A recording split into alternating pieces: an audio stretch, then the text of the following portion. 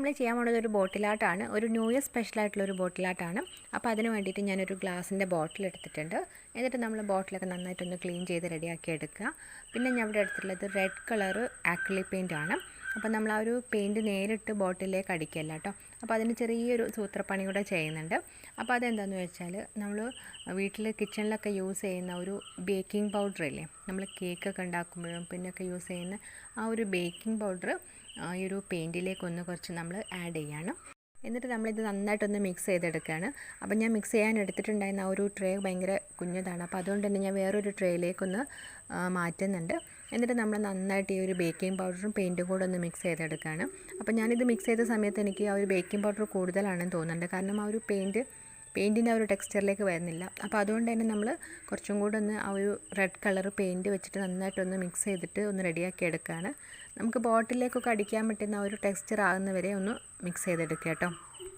നമ്മൾ ആദ്യമേ പെയിൻറ്റ് ഇങ്ങനെ എടുക്കുന്ന സമയത്ത് കുറച്ച് അധികം പെയിൻറ്റ് എടുത്തിട്ട് അതിലേക്ക് കുറച്ച് ബേക്കിംഗ് പൗഡർ എടുത്തിട്ട് മിക്സ് ചെയ്താൽ മതി. അപ്പോൾ ഞാനിത് ട്രൈ ചെയ്ത് നോക്കുന്നതുകൊണ്ട് കുറേശ്ശായിട്ട് ഇങ്ങനെ എടുത്തതുകൊണ്ടാണ് ആ ഒരു 2 പ്രാവശ്യമായിട്ട് പെയിൻറ്റ് ആഡ് ചെയ്ത് കൊടുത്തത് കേട്ടോ. നമ്മൾ ഈ ബേക്കിംഗ് പൗഡർ എടുത്തിട്ട് മിക്സ് ചെയ്യുന്ന സമയത്ത് തന്നെ അതിന് ആ ഒരു പെയിൻറ്റ് ഇങ്ങനെ കുറച്ചൊന്നിങ്ങനെ പതഞ്ഞ് വരും, ഒരു നല്ലൊരു ടെക്സ്ചറിലേക്ക് കിട്ടുന്നുണ്ട്. അപ്പം നമുക്കത് ഇനിയിപ്പോൾ ബോട്ടിലേക്ക് പെയിൻറ്റ് ചെയ്ത് കൊടുക്കാം. അപ്പോൾ ഒരുപാട് വെയിറ്റ് ചെയ്യണ്ട കേട്ടോ, പെട്ടെന്ന് തന്നെ നമുക്ക് ചെയ്തെടുക്കാം. അപ്പോൾ ഞാനിവിടെ ഒരു ഗ്ലാസിൻ്റെ ബോട്ടിൽ നന്നായിട്ടൊന്ന് ക്ലീൻ ചെയ്ത് റെഡിയാക്കി എടുത്തിട്ടുണ്ട്. അപ്പോൾ അതിലേക്കൊന്ന് പെയിൻറ്റ് ചെയ്ത് കൊടുക്കുകയാണ്. ഞാൻ ഈ ബേക്കിംഗ് പൗഡർ വെച്ചിട്ടുള്ള ആ ഒരു പെയിൻറ്റ് വെച്ചിട്ടൊരു ക്രിസ്മസ് ക്രാഫ്റ്റ് ചെയ്തിട്ടുണ്ടായിരുന്നു. അപ്പോൾ ആ സമയത്ത് മിക്സ് ചെയ്തിട്ട് പെയിൻറ്റ് ബാക്കി വന്നപ്പം ഞാൻ ഈ ഒരു ബോട്ടിലേക്ക് അടിച്ചെടുത്തിട്ടുള്ളതായിരുന്നു. നമ്മൾ ഈ ഒരു രീതിയിൽ ഇങ്ങനെ പെയിൻറ്റ് ചെയ്യുന്ന സമയത്ത് ബോട്ടിലേക്ക് ആദ്യം ബേസ് കോട്ടൊന്നും അടിക്കേണ്ട ആവശ്യമില്ല. നമ്മൾ ഈ ഒരു പെയിൻറ്റ് തന്നെ മിക്സ് ചെയ്തിട്ട് അത്യാവശ്യം തിക്കായിട്ട് നമ്മൾ ബോട്ടിലൊന്ന് അടിച്ചു കൊടുക്കുകയാണ്. അപ്പോൾ ഒരു കോട്ട് അടിച്ചു കൊടുത്താലും മതി കേട്ടോ.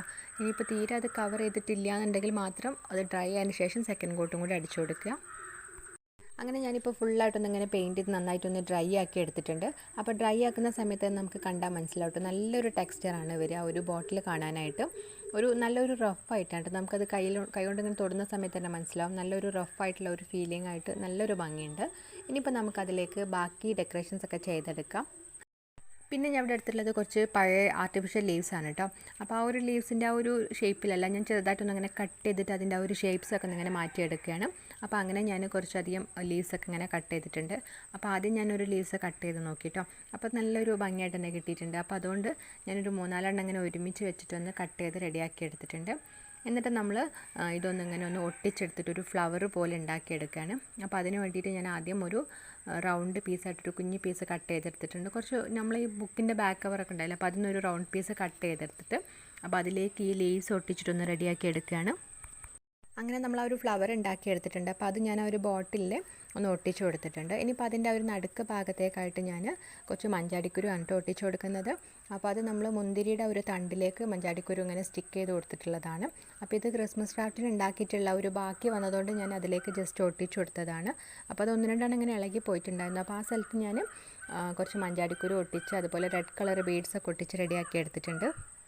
അങ്ങനെ നമ്മൾ നല്ലൊരു ഭംഗിയുള്ള ക്യൂട്ടായിട്ടുള്ള ഒരു ബോട്ടിൽ ഇവിടെ റെഡി ആയിട്ടുണ്ട് കേട്ടോ. ഒരു A4 ഷീറ്റ് പേപ്പർ എടുത്തിട്ടുണ്ട്. എന്നിട്ട് അതൊരു 3 പീസായിട്ടൊന്ന് ഇങ്ങനെ കട്ട് ചെയ്തെടുക്കുകയാണ്. അപ്പോൾ അത് കട്ട് ചെയ്ത് കഴിഞ്ഞതിന് ശേഷം ഞാൻ ആദ്യം അതങ്ങനെ തന്നെ ആ ഒരു വീതി വരുന്ന രീതിയിലൊന്ന് റോൾ ചെയ്യാൻ നോക്കിയിട്ടോ. പക്ഷേ അങ്ങനെ കഴിയുന്നില്ല. പിന്നെ നമ്മൾ സാധാരണ ഒരു പേപ്പർ റോൾ ചെയ്തിട്ട് നമ്മൾ പേപ്പർ ട്യൂബ് ഉണ്ടാക്കാറില്ലേ, അപ്പോൾ അതുപോലെ ഒന്നിങ്ങനെ ആ ഒരു സൈഡ്സിൽ നിന്ന് ഒന്ന് റോൾ ചെയ്തെടുത്ത് റെഡിയാക്കി എടുക്കുന്നുണ്ട്. അപ്പോൾ അങ്ങനെ ഞാൻ ആ ഒരു 3 പീസും ഇതുപോലെ റോൾ ചെയ്തെടുത്തിട്ടുണ്ട് കേട്ടോ.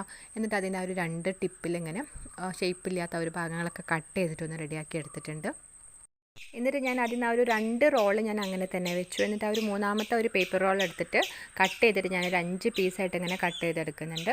എന്നിട്ട് നമ്മളതിങ്ങനെ ഒന്ന് ഒട്ടിച്ചെടുക്കുകയാണ്. അപ്പോൾ ഞാൻ ഈ ഒരു ഇതിലേക്കൊരു കോണി പോലെ ഇങ്ങനെ ചെയ്തെടുക്കാനായിട്ടാണ്, ഒരു സ്റ്റെയർ പോലെ.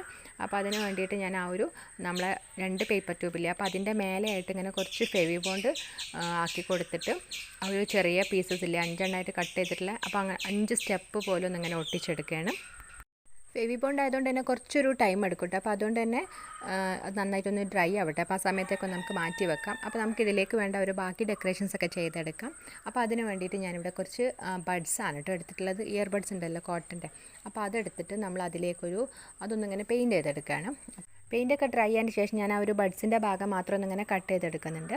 പിന്നെ ഞാൻ ഇവിടെ എടുത്തിട്ടുള്ളത് നമ്മൾ ഫ്ലവർ മേക്കിങ്ങിനൊക്കെ യൂസ് ചെയ്യുന്ന ഒരു സിൽവർ കളറും ഗോൾഡൻ കളറൊക്കെ ഒരു കമ്പിയില്ലേ, അപ്പോൾ ആ ഒരു കമ്പിയാണ് എടുത്തിട്ടുള്ളത്.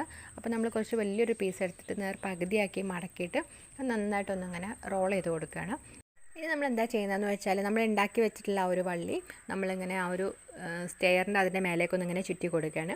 ആ ഒരു സ്റ്റെയറിൻ്റെ മേലെ ഇങ്ങനെ വള്ളി പടർപ്പ് വരുന്ന പോലൊരു കിട്ടാനായിട്ടാണ് കേട്ടോ. അപ്പോൾ നമ്മൾ ഒരുപാട് ഇങ്ങനെ ചുറ്റിച്ച് റെഡിയാക്കുന്നില്ല, അതിൻ്റെ മേലെ ജസ്റ്റ് ഇങ്ങനെ ഒന്ന് വളച്ചു കൊടുത്തിട്ട് ഒരു സിഗ്സാഗായിട്ടൊരു രീതിയിലൊന്ന് വളച്ചിട്ട് ഓരോ സ്റ്റെപ്പിലേക്കായിട്ടൊന്ന് ഇങ്ങനെ ഒട്ടിച്ചു കൊടുക്കുകയാണ്.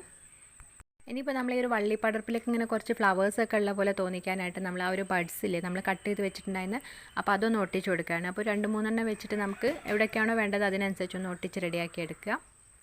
ഞാൻ ആ ഒരു കമ്പിക്ക് റെഡ് കളർ പെയിൻറ്റ് ചെറുതായിട്ടൊന്ന് ടച്ച് ചെയ്ത് കൊടുത്തിട്ടുണ്ടായിരുന്നു. പക്ഷേ ഇങ്ങനെ കാണുമ്പോൾ എനിക്ക് തോന്നുന്നു കുറച്ചുകൂടി ആ ഒരു ഗ്രീൻ കളർ പെയിൻറ്റ് ചെയ്യുന്നതായിരിക്കും കേട്ടോ കുറച്ചുകൂടി ഒരു ഭംഗി ഉണ്ടാവാം. ഇനിയിപ്പോൾ നമുക്ക് ആ ഒരു വള്ളിപ്പടർപ്പിലേക്ക് കുറച്ച് ലീവ്സും കൂടെ ഉണ്ടാക്കിയെടുക്കണം. അപ്പോൾ അതിന് വേണ്ടിയിട്ട് ഞാനിവിടെ മുന്തിരിയുടെ തണ്ടാണ് എടുത്തിട്ടുള്ളത്. നന്നായിട്ട് വാഷ് ചെയ്ത് ഡ്രൈ ആക്കി എടുത്തിട്ടുള്ളതാണ്. അപ്പോൾ അത് ഞാൻ ഗ്രീൻ കളർ വെച്ചിട്ടൊന്നിങ്ങനെ പെയിൻറ്റ് ചെയ്ത് കൊടുത്തു. അപ്പോൾ നമ്മൾ അതും കൂടെ ഒന്ന് സ്റ്റിക്ക് ചെയ്ത് കൊടുക്കാൻ കേട്ടോ. അപ്പോൾ അതിന് പകരം കുഞ്ഞു കുഞ്ഞു ലീവ്സൊക്കെ ഉണ്ടെന്നുണ്ടെങ്കിൽ അതൊക്കെ ഒട്ടിച്ചു കൊടുത്താലും മതി. അപ്പോൾ നമ്മൾ ഈ ലീവ്സൊക്കെ ചെയ്യുന്നതിനേക്കാളും കുറച്ചുകൂടി ഭംഗി എനിക്ക് തോന്നുന്ന ആ ഒരു മുന്തിരിയുടെ തണ്ട് തന്നെയായിരിക്കും കേട്ടോ. ആ ഒരു ബഡ്സിൻ്റെ ഫ്ലവറിൻ്റെ കൂടെയൊക്കെ നല്ല മാച്ചായിട്ട് തന്നെ വരുന്നുണ്ട്.